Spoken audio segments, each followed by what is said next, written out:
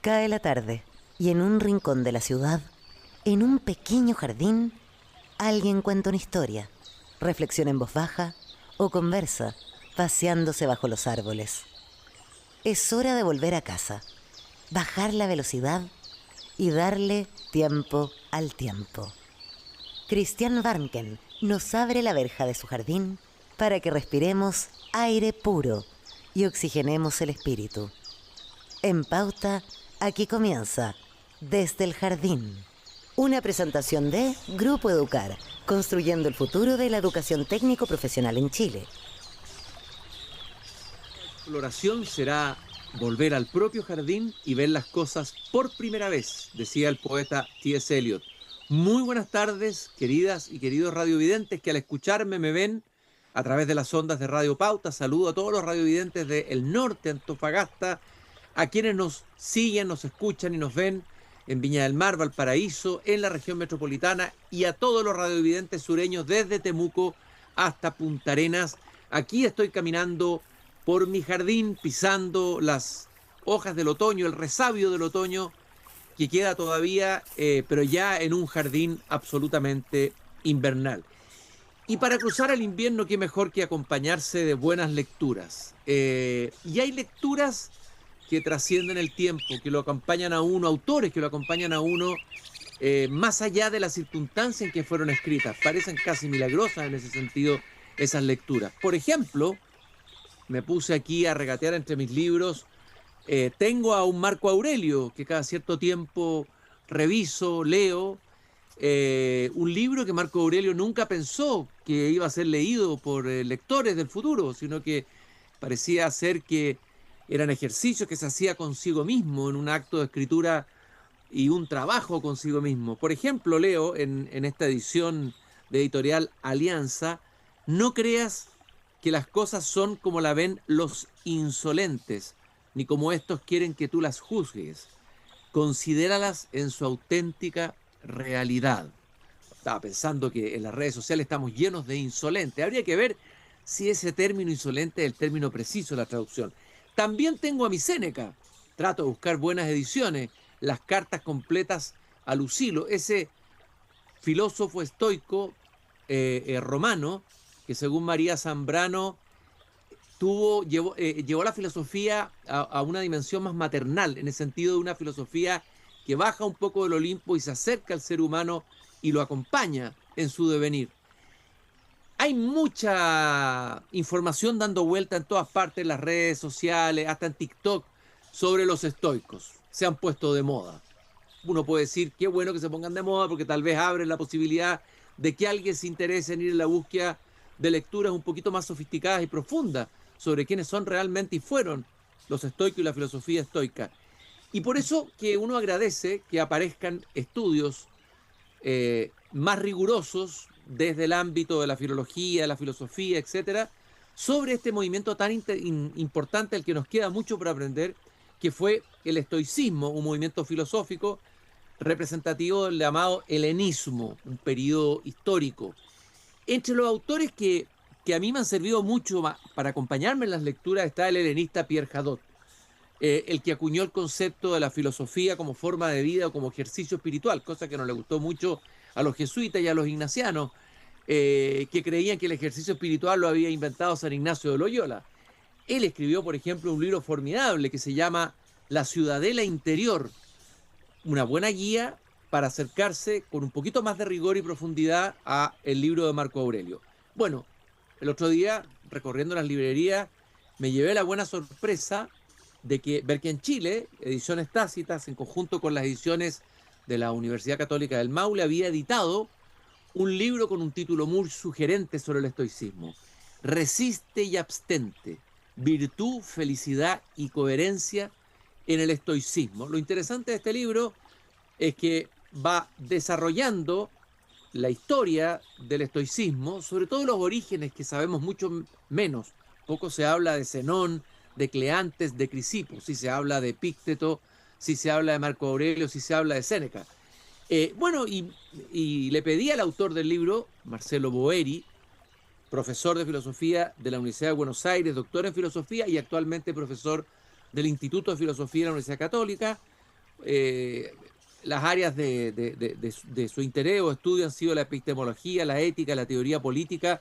Ha escrito variados libros y hoy día tenemos la suerte de tenerlo en Chile y encontrarnos con este libro, Resiste, abstente. Con él voy a pasear ahora peripatéticamente por mi jardín a la manera de la Academia Aristóteles esta tarde, aquí cuando son exactamente las 7:36 de la tarde. Marcelo, muy bienvenido a este pequeño jardín al fin del mundo. Bueno, muchísimas gracias, Cristian, por la invitación.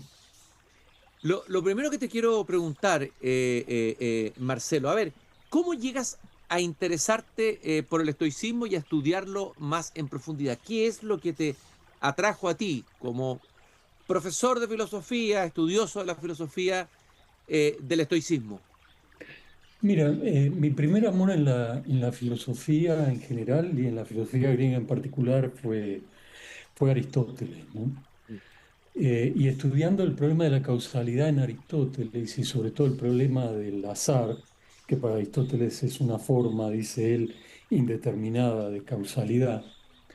Llegué a los estoicos porque los estoicos sostienen que en el mundo, en el cosmos, no hay azar, ¿no?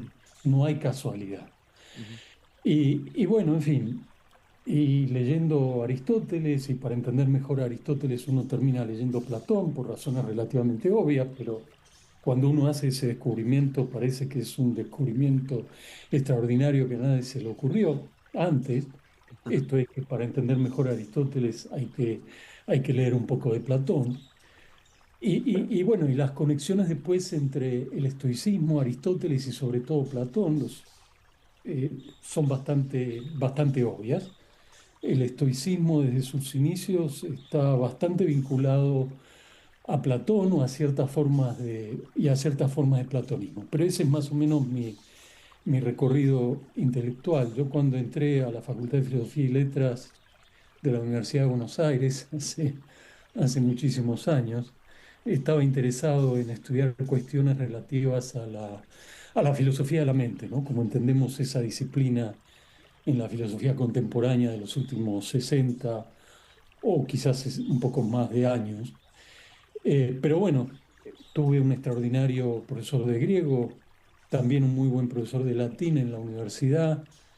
Y bueno, me interesé muy rápido por la filosofía antigua en ese derrotero. De todas maneras, es relativamente simple seguir un hilo conductor desde Platón hasta los estoicos, ¿no? Pero en fin, podemos Oye, conversar con un Marcelo, poco lo más que de tú estás detalle. diciendo, claro, lo que tú estás haciendo es interesante porque de alguna manera hay una, no sé si continuidad o una cierta aposta, uno podría decir, eh, eh, desde antes de filósofos anteriores al estoicismo con los estoicos. Uno podría encontrar, no sé, tienes que tú explicarnos si ha sido o no, probablemente Sócrates también, aunque él no escribió un libro, Claro, pero nos lleva, sí. imagino que en el tema de la ética debe ser alguien que marca el pensamiento estoico.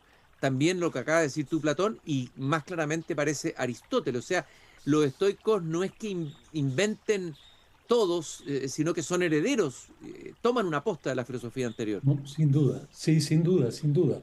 Hay una cantidad enorme de temas platónicos y aristotélicos que reaparecen en el estoicismo, ya en el estoicismo antiguo, que es, bueno, más o menos nosotros datamos el inicio del movimiento estoico más que de la escuela estoica. Ahora podemos comentar un poco la diferencia entre una cosa y la otra, que inicia, digamos, a fines del siglo IV antes de Cristo, cuando Zenón llega desde Sitio, ¿no?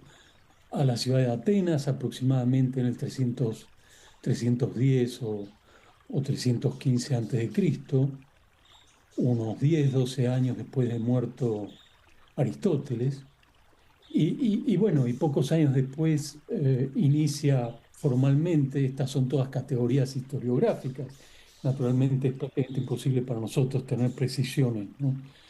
Respecto de los años, pero aproximadamente tenemos datos históricos para fijar aproximadamente dentro de estas categorías historiográficas que son siempre muy discutibles, ¿no?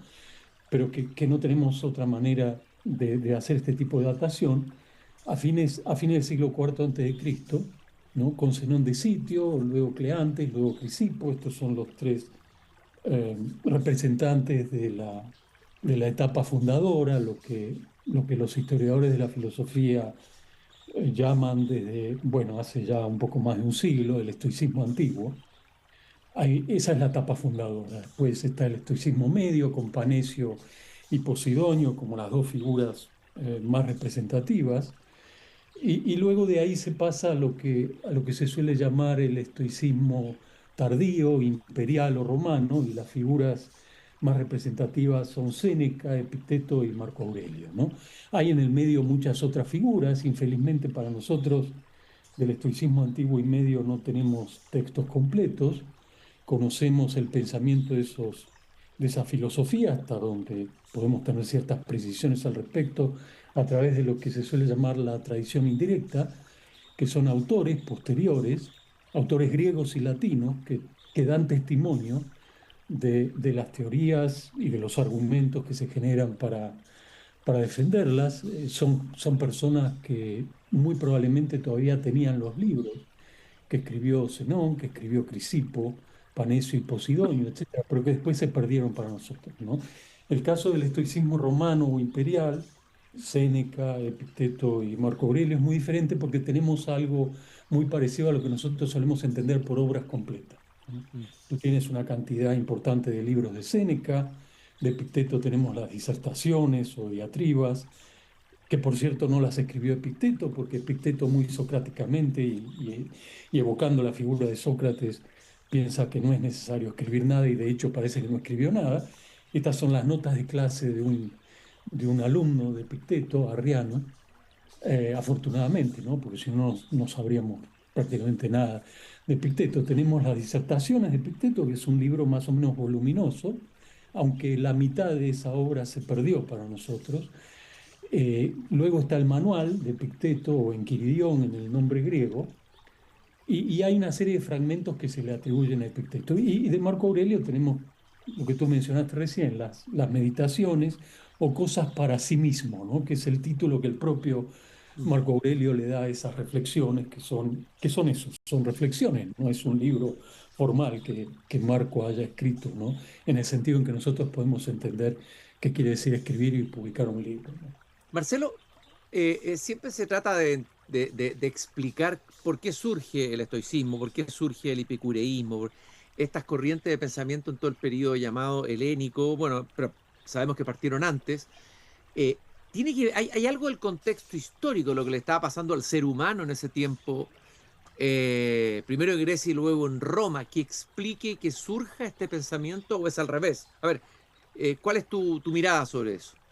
Mira, siempre naturalmente hay un contexto, un trasfondo histórico que puede ayudar a explicar el surgimiento de un pensamiento, sobre todo un pensamiento, una corriente de pensamiento que duró formalmente por lo menos, bueno, casi 500 años, ¿no? O sea, si uno va desde fines del siglo IV antes de Cristo hasta la muerte de Marco Aurelio, aproximadamente en el 180, 182 de nuestra era, bueno, son prácticamente 500 años, ¿no? Siempre uno puede dar razones, ¿no? Yo tiendo a pensar que la explicación que da cuenta del fenómeno del surgimiento de estas filosofías en lo que los historiadores de la filosofía antigua llamaron el periodo helenístico, ¿no? Después de, digamos, es la filosofía griega inmediatamente después de la muerte de Aristóteles en el 322 antes de Cristo, naturalmente. Yo siempre tiendo a pensar que esta idea de que como la polis está desapareciendo, ya había desaparecido, aparecen estas filosofías que son filosofías de consolación, por así decirlo, ¿no? Me parece que es una explicación demasiado amplia, demasiado genérica o general, que como toda explicación general siempre puede tener un núcleo de verdad, ¿no? Pero claro, es cierto que estas son filosofías que ponen una atención especial en el carácter práctico de la filosofía, ¿no? En el sentido de lo que dice el profesor Adó, ¿no? La idea de la filosofía como una forma de vida, ¿no? Y como una práctica habitual. Pero claramente cuando uno analiza los textos que nos sirven para reconstruir la filosofía del estoicismo antiguo y medio, por ejemplo, que es la filosofía estoica desde el punto de vista teórico, especulativo más interesante, ¿no? Más atractiva. Cuando uno analiza esos textos, se da cuenta que los estoicos tenían, igual que Platón, igual que Aristóteles, una epistemología, una semántica y una lógica extremadamente sofisticada, digamos. Entonces, ¿qué quiero decir con esto? Tenía una epistemología, una lógica y una semántica que, por supuesto, construye a partir de muchas de las cosas que tú encuentras en los textos de Platón y de Aristóteles, ¿no? Entonces, eso yo creo que lo que está diciendo es que, aunque ciertamente ya hay en el estoicismo antiguo y medio un interés peculiar por la praxis o por la práctica filosófica, no hay un interés menor por la filosofía teórica, ¿no? Si por filosofía teórica uno entiende este tipo de disciplinas o subdisciplinas filosóficas como la epistemología o teoría del conocimiento, la lógica, la semántica o teoría del significado, ¿no? Los estoicos están todo el tiempo dialogando con la filosofía anterior y están respondiendo a Aristóteles, peleándose con Platón, con Aristóteles y con los platónicos y aristotélicos que por supuesto todavía estaban ahí dando vueltas. Naturalmente la academia de Platón no acaba cuando Platón se muere. De hecho, la academia de Platón es probablemente la escuela así formal de filosofía que duró más en la historia conocida por nosotros. Duró casi 1000 años, ¿no? La academia de Platón.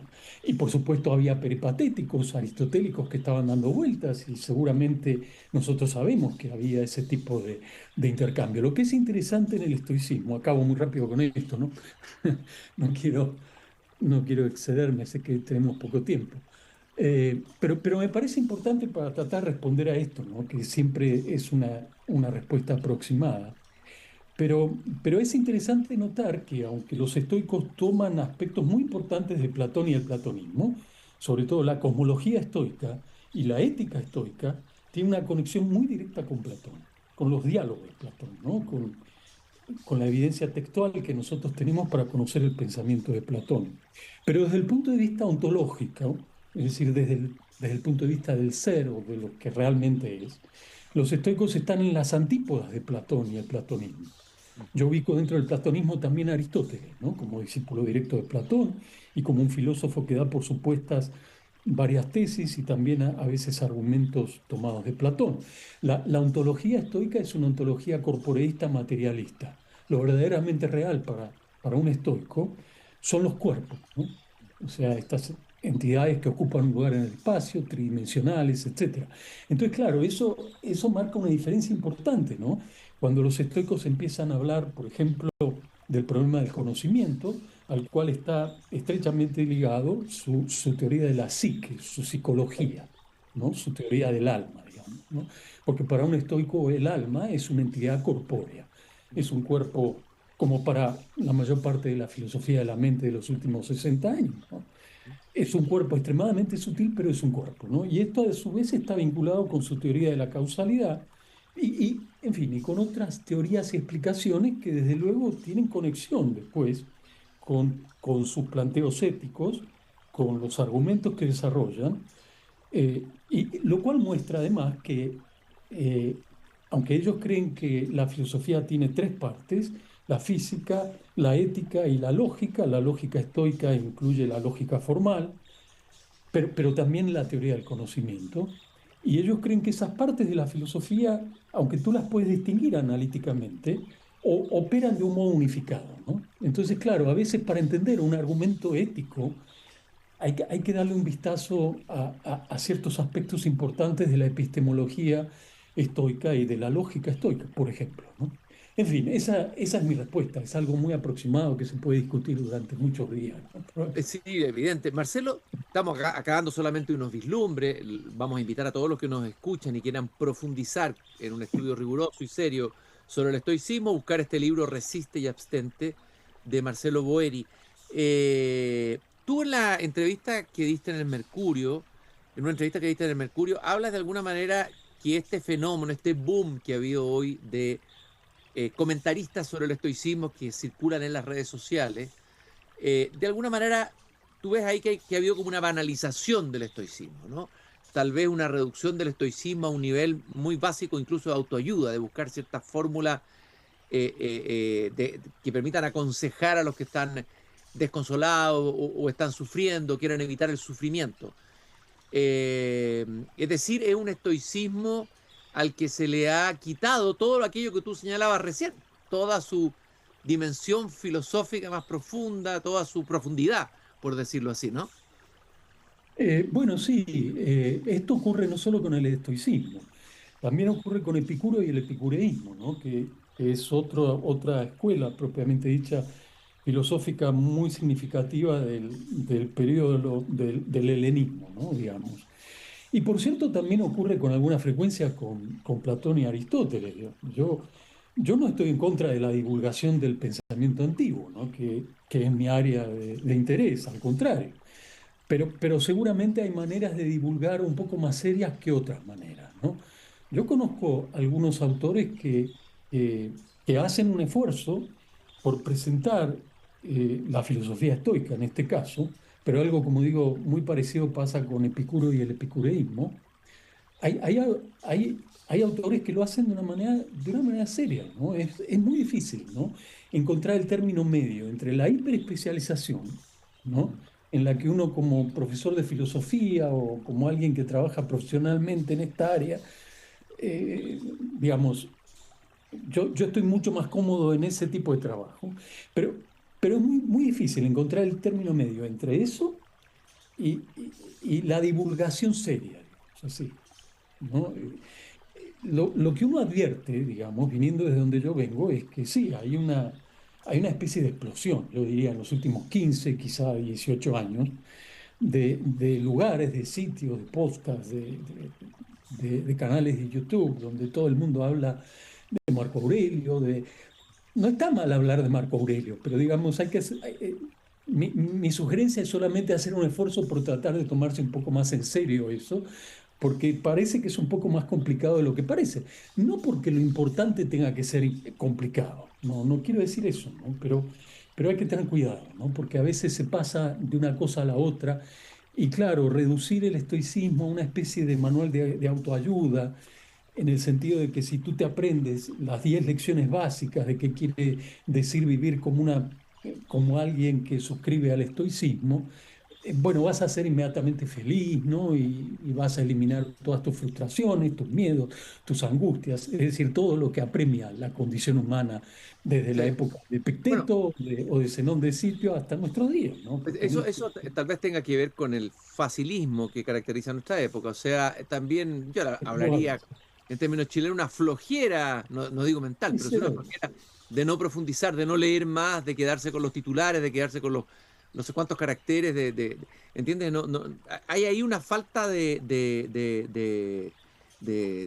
decir, una falta de trabajo, de Sí, puede profundización. ser. Sí, sí, claro, puede ser.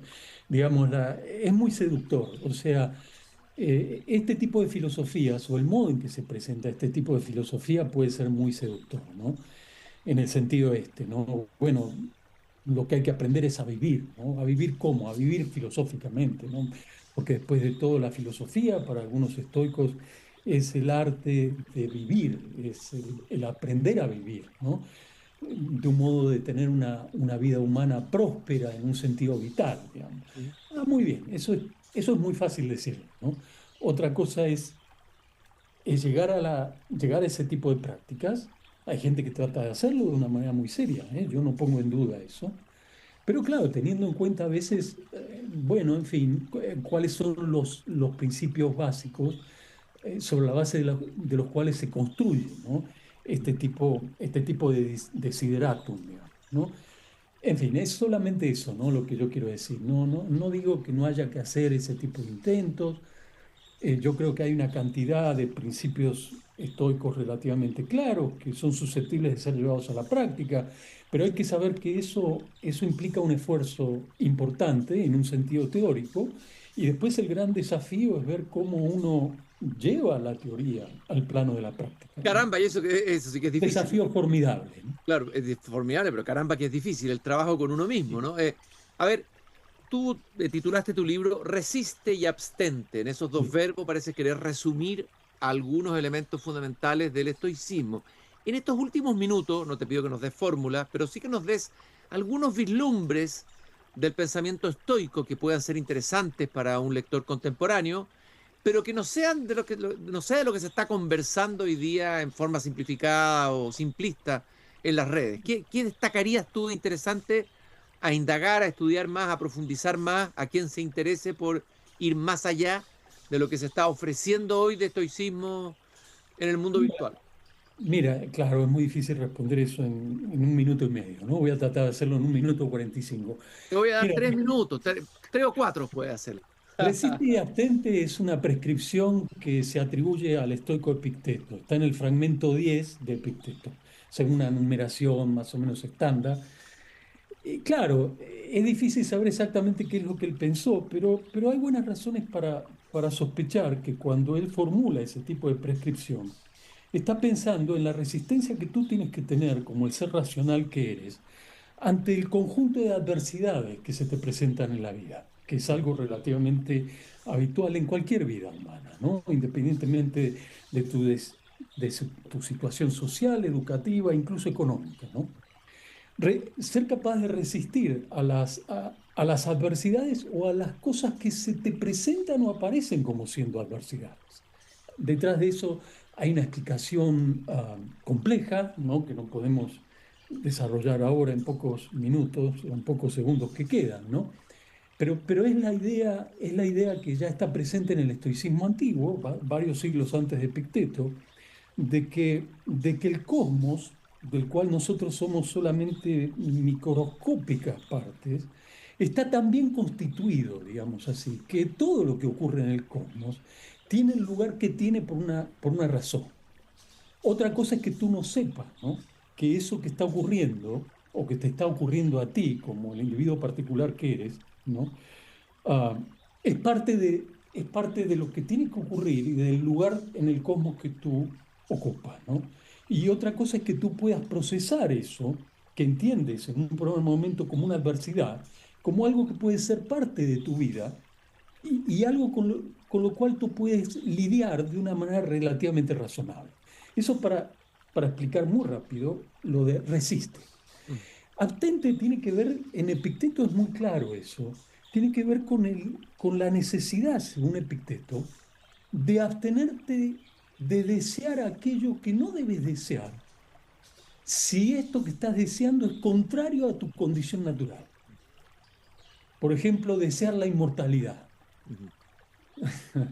Claro, entonces, o Bueno, desear, o hay desear que varios, tus hay seres varios amados no personajes, mueran, claro, o desear, hay varios personajes en el mundo que parecen desear la inmortalidad y contemporáneos, podríamos nombrar bueno, varios. claro, eso ha pasado siempre. Sí. Entonces, Epicteto dice que un factor decisivo de la infelicidad humana, de la miseria humana en el sentido psicológico potente, es el hecho de que habitualmente los seres humanos deseamos aquello que es contrario a nuestra propia naturaleza. Entonces, ahí la idea es muy clara, ¿no? Abstente de desear lo que no corresponde a tu propia naturaleza, pero no porque te van a castigar los dioses o porque en la vida post-mortem te va a ir mal, no, no, no, sino porque es más bien una observación de carácter prudencial.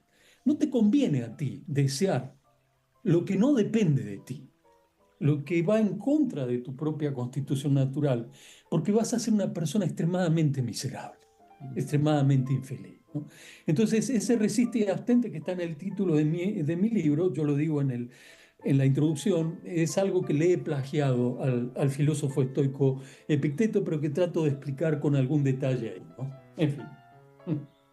Aquí por curiosidad simplemente, Marcelo, ¿cuál de los filósofos estoicos te fascina más o te sorprende más o te sigue sorprendiendo más mientras más lo investigas y profundizas? Bueno, desde el punto de vista estrictamente teórico-conceptual, sin duda Crisipo, que fue el tercer representante de la etapa fundadora, ¿no? Es probablemente porque hay una cantidad enorme de textos atribuidos a Crisipo. A Crisipo se atribuyen los desarrollos más sofisticados de lógica estoica, que es una lógica que va más allá de la lógica aristotélica, es una lógica proposicional, no solo de términos. La semántica que desarrolla Crisipo es interesantísima también, ¿no? Desde otros puntos de vista, ¿no? De la idea esta estoica de que lo más importante desde el punto de vista práctico es tratar de llevar la teoría a la praxis, siendo la praxis tu acción cotidiana incluso, sin duda ninguna Epicteto, ¿no? Epicteto tiene pasajes que son a veces incluso conmovedores y otras veces son muy duros, ¿no? Epicteto es muy duro con sus estudiantes. Y Epicteto dice que la escuela del filósofo, que probablemente está pensando en su propia escuela, es un hospital, una clínica, donde la gente llega a tratar de curar sus dolencias y sale más adolorida de cómo entró. Qué bueno. Porque el tratamiento, según Epicteto, el tratamiento más honesto que tú le puedes dar a alguien que viene para querer entender algo del mundo, es decirle la verdad, es desmontar el sistema de creencias donde tú eres el centro del mundo y tú eres la persona que está siempre dañada por la realidad externa o por la realidad externa pueden ser los rayos, la lluvia, pero también las demás personas. Entonces, este es un procedimiento que puede ser extremadamente duro, ¿no? Decirle la verdad a las personas, no, mira, tú eres responsable, no le eches la culpa a las demás personas y tampoco a los dioses, ¿no? Eso está dicho expresamente por Epicteto en un pasaje del manual. Y visto el problema desde ese punto de vista, hay muchos pasajes en Epicteto que son muy interesantes en ese sentido, sin duda, sí. Estaba pensando que lo que estás diciendo, también lo dijiste un poco en la entrevista del Mercurio, es que ese pensamiento está en completa contradicción con, el victimismo que abunda hoy día en nuestra Exacto, sí, sociedad, sí. o la victimología, como dice Sloterdijk. Sí, pero cuando Es tú lees decir, Epicteto te das cuenta que esa victimología existía en la época de Epicteto también. también. Claro, Claro. es muy impresionante. Entonces, claro, parece que eso es parte de la condición humana. Puede que haya épocas en las que la victimización o autovictimización está un poco más enfatizada que otras, pero si Epicteto dice eso, ¿no? Debe ser porque es algo que él vio también en su época, ¿no? Eso es muy interesante porque te está diciendo que la condición humana no es esencialmente diferente, ¿no? Por lo menos en esos aspectos, desde luego, ¿no? Bueno, Epicteto no tenía redes sociales, por suerte, ¿no? no tenía redes sociales. No, por suerte, creo yo. Sí. Después de conversar contigo, queda claro que el estoicismo, de todas maneras, es algo que puede servir para hacer Sí. una vida mejor, pero es mucho más exigente que lo que parece a primera vista en fórmulas simplistas de autoayuda. Y a quien se interese de verdad entrar en este hospital de la filosofía como paciente, leas el libro Marcelo Boeri, profesor del Instituto de Filosofía de la Católica, Resiste y abstente, virtud, felicidad y coherencia en el estoicismo. Se nos hizo muy corto, pero te invitaremos de nuevo para Bueno, seguir conversando del estoicismo. muy amable, Marcelo. muchas gracias, Cristian. Un gran gusto, y a todos ustedes, queridos radiovidentes, recordarles que mañana nos volvemos a encontrar a las 7:30 cuando vuelva a abrir la verja de madera de mi jardín, y recordarles que nos acompaña el Grupo Educar, ayudando a la enseñanza técnico profesional en Chile.